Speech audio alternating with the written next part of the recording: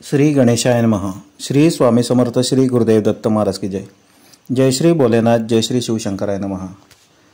आज आपण शिवलीलामृत अध्याय 2 मराठी कथा स्वरूपात पठन करणार आहोत. या अध्यायामध्ये महाशिवरात्री व शिवपूजनाचा महिमा वर्णन केलेला आहे.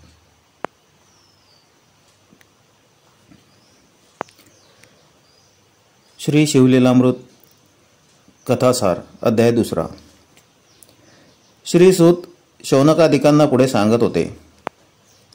भगवान शंकर एवढा भोळा आहे की ज्याने नामस्मरण व पूजा न जाणता केला तरी तो भोलानाथ प्रसन्न होतो.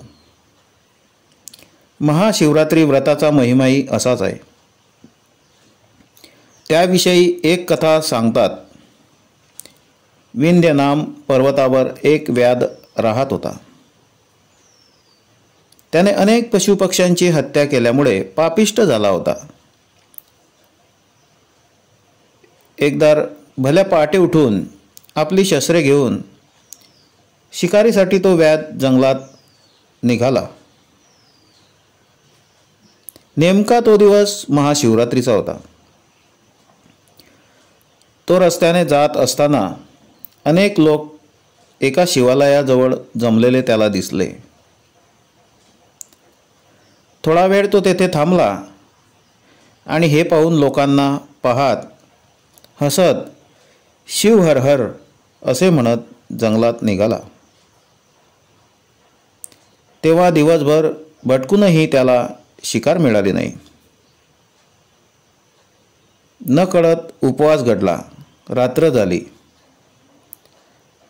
अशा रीता हाती घरी परत कसे जावे म्हणून रात्र तेथेच काढावी असा विचार करून एका सरोवराकाठी असलेल्या झाडावर चढला. ते झाड बिल्ववृक्षाचे होते. स्वपदाची वाट पाहू लागला. हे करत असताना त्याच्या डोळ्याच्या आड बिल्वपत्र येत होते. ते तोडून तो खाली टाकू लागला. त्या झाडाखाली एक शिवलिंग होते. ती बिल्वपत्रे नेमकी त्या शिवलिंगावर पडत होती आणि तो व्याध थट्टेने हर हर असे म्हणत होता. शिकारीची वाट पाहत होता म्हणून नकळत जागरण घडले.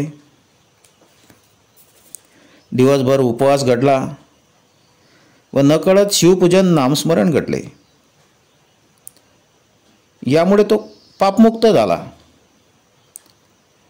तेवढ्यात एक हरिण तेथे आले. व्याधाने धनुष्य जोडले. हे पाहून हरण म्हणाली, माझा काही दोष नसता का मारतोस? त्यावर मी गर्भिणी आहे. तिची मनुष्यवाणी ऐकून यात काही वैशिष्ट्य आहे का? म्हणून तो म्हणाला, तू परत जर आली नाही तर काय करू? हरणीने सर्व वृत्तांत सांगून शपथ घेऊन ती प्रसूत होऊन मी परत येते म्हणून व्याधाने तिला सोडले. परत तो बिल्वदळ तोडून खाली टाकू लागला. थोड्या वेळाने आणखी 2-3 हरणी येऊन शपथा घेऊन परत येऊ म्हणून व्याधाने सोडून दिल्या. सकाळ झाली. हरणाचा सर्व परिवार सरोवराकाठी आला व व्याधाचे हृदय कळवळले. तो त्यांना नमस्कार करून म्हणाला, मी तुमच्या दर्शनाने धन्य झालो. तुम्ही माझे गुरु आहात. मला क्षमा करा.